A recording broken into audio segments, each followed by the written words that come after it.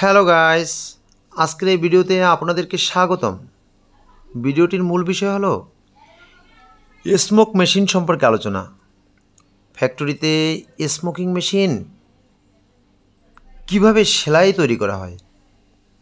Smoking বলতে কাপড়ের মধ্যে গ্যাদারিং তৈরি করে ডেকোরেটিভ স্টিচ করার একটি আসল টেকনিক।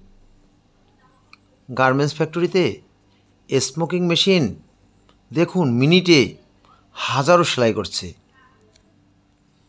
এভাবে লেডিস ও জেন্টস ড্রেসের ডিজাইন তৈরি করা হয়। এই মেশিনটি মূলত কাপড়কে দ্রুত সামঞ্জস্যপূর্ণভাবে ভাঁজ বা কুচি তৈরি করতে সাহায্য করে। এটি প্রচলিত স্মোক মেশিন, যা পোশাক শিল্পে ব্যবহৃত বিশেষ সেলাই মেশিন, যা কাপড়ের ডিজাইন তৈরি করতে সাহায্য করে।